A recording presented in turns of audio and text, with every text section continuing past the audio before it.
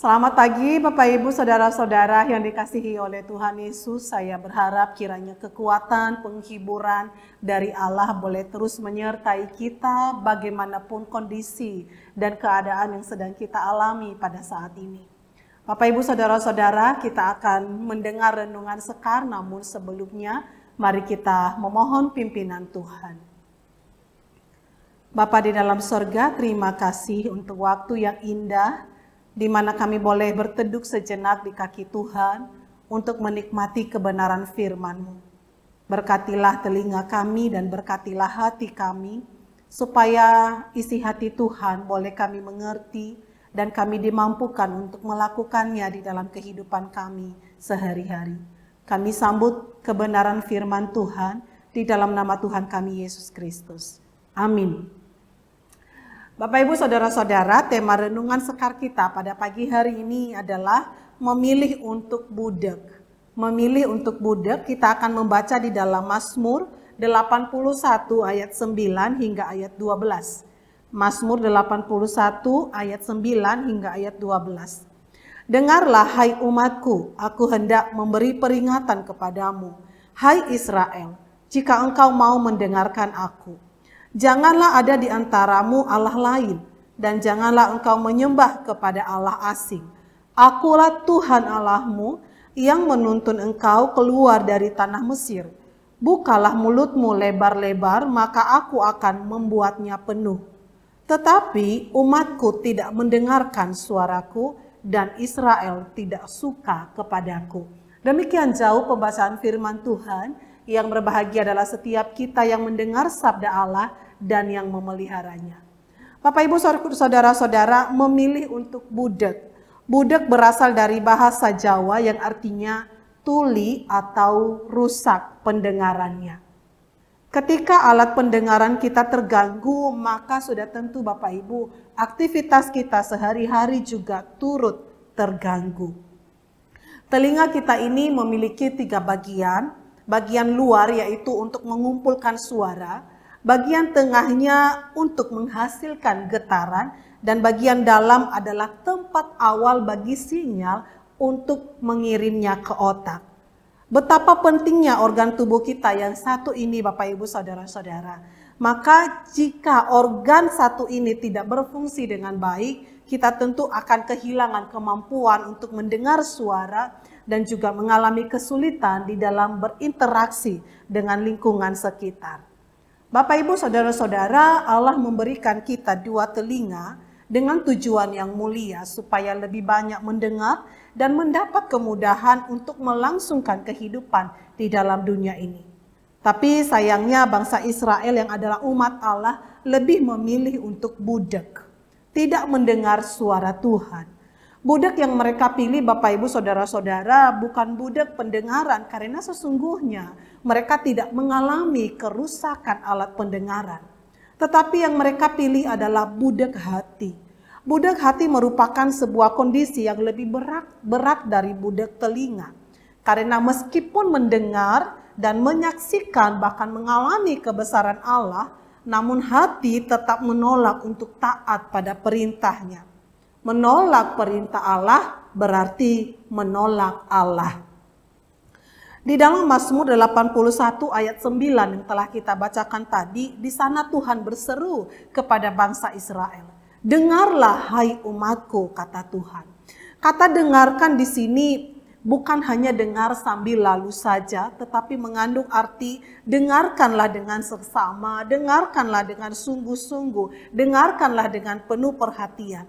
Kata dengarkan ini juga mengandung unsur ketaatan yang penuh. Dengarlah sungguh-sungguh dan taatilah dengan sungguh-sungguh. Apa yang ingin disampaikan Allah kepada umatnya Bapak Ibu Saudara-saudara? Agar mereka tidak menyembah Allah lain selain daripada Yahweh. Yaitu Tuhan yang telah melepaskan mereka dari perbudakan di Mesir. Yang telah menyelamatkan dan telah menuntun mereka selama perjalanan di padang gurun. Bahkan Allah yaitu Yahweh ini juga adalah Allah yang memelihara mereka di dalam perjalanan padang gurun tersebut. Namun apa respon bangsa atau umat Allah pada saat itu? Mereka memilih untuk budak. Mazmur 81 ayat 12, di sana kita membaca, umatku tidak mendengarkan suaraku dan Israel tidak suka kepadaku.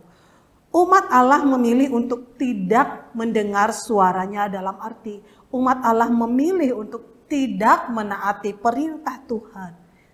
Telinga mereka tidak budak, mereka mendengar suara Tuhan, tetapi mereka menolak untuk memperhatikan, untuk melakukan dan menaati akan perintah tersebut.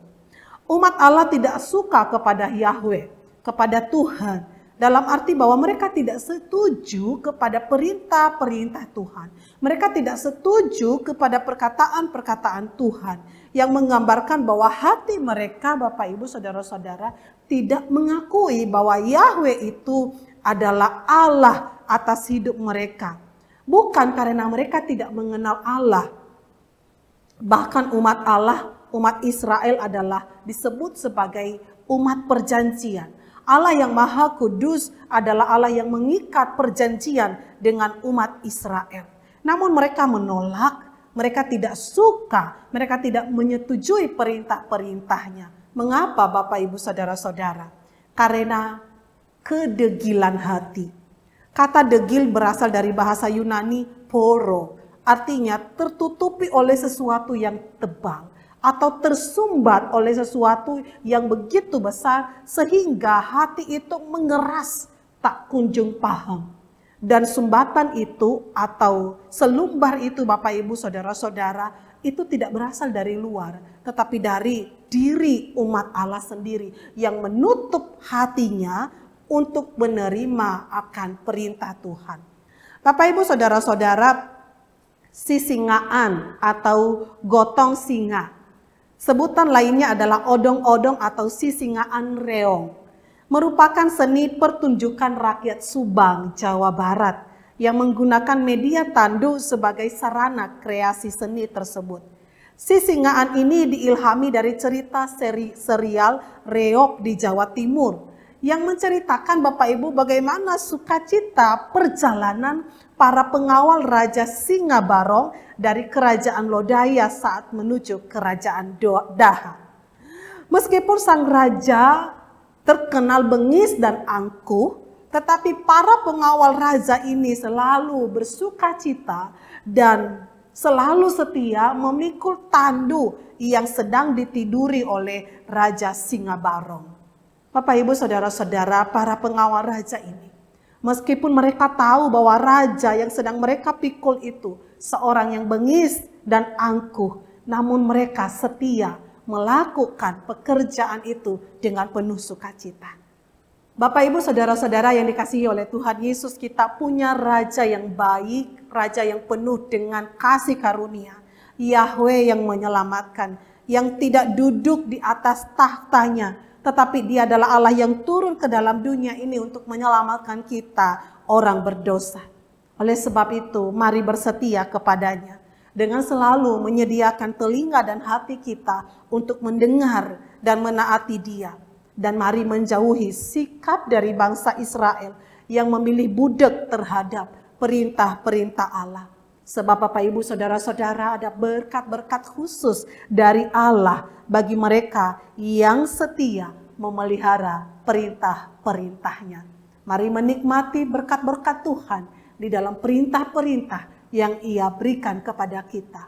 Dan sesungguhnya anugerah Allah selalu cukup bagi kita untuk kita mampu menaati setiap perintah-perintah itu. Karena perintah itu lebih manis dari madu.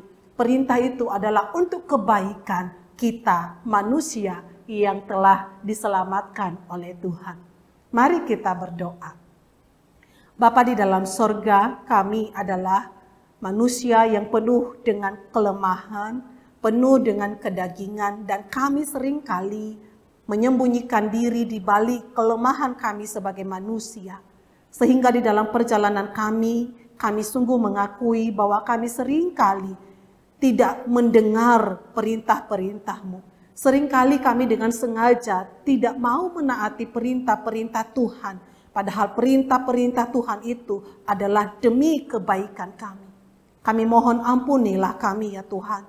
Dan kami mohon kemurahan hati-Mu untuk menganugerahkan kepada kami telinga yang baik, hati yang baik, yang penuh dengan kerendahan hati untuk mau mendengar, untuk mau melakukan, untuk mau menaati perintah-perintah Tuhan. Sehingga kami percaya bahwa hidup kami adalah hidup yang diberkati oleh Tuhan. Kami berdoa menyerahkan diri kami sepanjang hari ini. Kami mohon kiranya Engkau yang menurunkan berkat-berkat-Mu di dalam perjalanan kami, di dalam pekerjaan kami, di dalam pelayanan kami, di dalam usaha kami, dan juga di dalam keluarga kami. Terpuji-pujilah Engkau Allah yang maha baik. Terima kasih untuk kasih setia-Mu yang tiada pernah berhenti memenuhi kami. Di dalam nama Tuhan Yesus kami berdoa dan bersyukur. Amin.